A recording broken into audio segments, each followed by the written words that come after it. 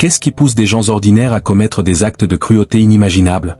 Comment une société entière peut-elle sombrer dans des cycles de division et de destruction? Ces questions ne sont pas abstraites. L'histoire nous montre, à maintes reprises, que dans certaines circonstances, même la personne la plus banale peut se laisser emporter par une vague de violence ou d'oppression. Ce qui est glaçant, c'est que cette transformation ne se produit pas du jour au lendemain, et elle n'est pas non plus cantonnée au passé. Les mêmes forces qui ont conduit à des atrocités tout au long de l'histoire sont toujours à l'œuvre aujourd'hui, influençant nos pensées, nos comportements et nos interactions avec les autres. Un des exemples les plus terrifiants de ce phénomène est le génocide rwandais de 1994. En seulement 100 jours, près de 800 000 personnes ont été assassinées, non pas par une armée étrangère ou un régime tyrannique, mais par leurs propres voisins, collègues, voire amis. Comment une population entière peut-elle se retourner contre elle-même en si peu de temps? La réponse réside dans le pouvoir de la propagande, qui a systématiquement déshumanisé les victimes, les présentant comme des vermines ou des ennemis de l'État. En privant les gens de leur humanité, ceux qui commettaient ces massacres pouvaient rationaliser leurs actes sans ressentir de culpabilité. Ce processus n'a pas surgi de nulle part, il était le fruit d'années de conditionnement délibéré, qui a façonné la manière dont les gens se percevaient les uns les autres. Des expériences psychologiques révèlent à quel point les humains sont vulnérables à ces dynamiques dangereuses. L'expérience de la prison de Stanford, menée en 1971, a montré qu'en quelques jours seulement, des individus ordinaires, assignés au rôle de gardiens de prison, ont commencé à maltraiter ceux désignés comme prisonniers. Aucune autorité réelle ne les forçait à agir cruellement, c'était simplement l'effet psychologique de leur rôle attribué. Cette expérience met en lumière une vérité troublante. La capacité à la cruauté n'est pas réservée à quelques individus monstrueux, mais existe en chacun de nous, prête à se manifester dans les bonnes conditions. Les forces qui ont conduit à des atrocités historiques ne se limitent pas aux livres d'histoire. Elles se manifestent aussi dans le monde moderne. Les réseaux sociaux sont devenus un terrain fertile pour l'indignation fabriquée et la pensée tribaliste. Les adversaires politiques ne sont plus vus comme des personnes ayant des points de vue différents, mais comme des menaces existentielles. Les foules en ligne s'adonnent au harcèlement, au doxing et à la culture de l'annulation, convaincus que leurs actions sont justifiées parce que leurs cibles sont perçues comme des ennemis. Une fois qu'une personne est étiquetée comme telle, l'empathie disparaît, et la cruauté devient d'une facilité déconcertante. Cette descente dans la déshumanisation ne se produit pas du jour au lendemain. Elle commence par des glissements subtils dans le langage et les perceptions. Tout démarre quand on commence à rejeter des groupes entiers comme inférieurs, problématiques ou dangereux. L'histoire montre que lorsque cet état d'esprit n'est pas remis en question, il peut mener à des conséquences dévastatrices dans le monde réel. Mais comment éviter de tomber dans ce piège? La première étape est la prise de conscience. Reconnaître quand on est manipulé pour adopter une mentalité, nous contre eux, est crucial. Dès que l'on commence à voir des groupes entiers comme des ennemis, il faut s'arrêter et se demander, qui profite de cette division? Qui tire avantage de notre colère? Questionner ces récits permet de reprendre le contrôle de nos perceptions et de résister à la spirale de la déshumanisation. Une autre stratégie essentielle consiste à considérer les gens comme des individus, et non comme des membres d'un groupe monolithique. Aucune idéologie politique, religion ou nationalité n'est composée d'individus identiques. Chaque personne a ses propres expériences, valeurs et croyances. S'engager avec des individus réels, plutôt qu'avec des stéréotypes, perturbe les raccourcis mentaux qui mènent aux préjugés et à la haine. La propagande est l'un des outils les plus puissants pour façonner la perception publique, et y résister demande une vigilance constante. Qu'elles viennent de politiciens, de médias ou de cercles sociaux, les récits qui dépeignent certains groupes comme moins humains doivent toujours être accueillis avec scepticisme. Les discours qui présentent les gens comme des ennemis, des menaces ou des parasites ont historiquement précédé les pires atrocités de l'histoire humaine. Identifier cette tactique est la première étape pour contrer son influence.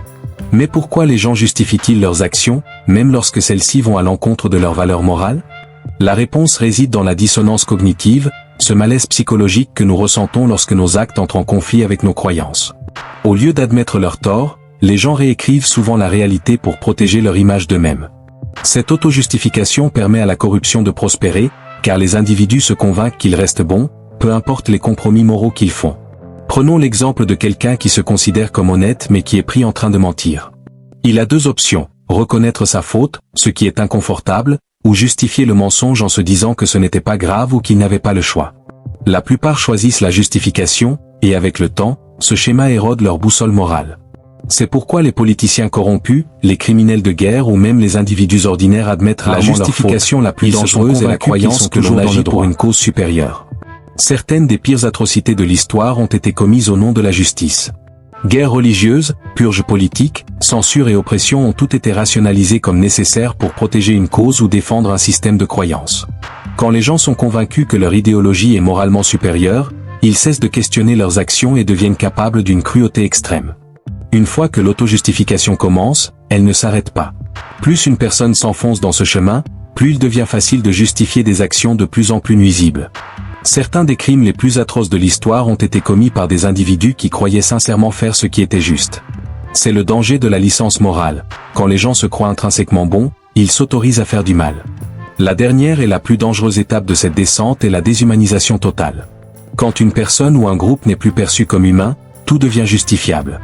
L'esprit a une faille, il supprime instinctivement l'empathie lorsqu'il considère quelqu'un comme moins qu'humain. Cette astuce psychologique a été utilisée tout au long de l'histoire pour permettre la guerre, l'esclavage et le génocide. Avant le génocide rwandais, des émissions de radio qualifiaient les Tutsis de cafards. Avant l'Holocauste, les nazis comparaient les Juifs à des rats.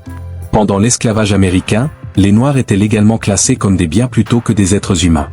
Le schéma est toujours le même, le langage dépouille les gens de leur humanité, facilitant ainsi leur maltraitance. Et ce processus n'est pas un vestige du passé, il se produit aujourd'hui dans les conflits modernes, dans la rhétorique politique et dans la manière dont les gens s'attaquent en ligne. La seule façon de briser ce cycle est une prise de conscience radicale. Dès que vous pensez « je ne ferai jamais ça », vous êtes déjà en danger. La croyance la plus dangereuse est de supposer que vous êtes immunisé. La clé pour résister à ces forces est de questionner vos propres biais, choix et justifications chaque jour. Demandez-vous, est-ce que je trouve des excuses à des comportements que je condamnerais chez les autres ? Est-ce que je suis une autorité aveuglément sans en questionner la moralité ? Est-ce que je considère un groupe entier comme l'ennemi ?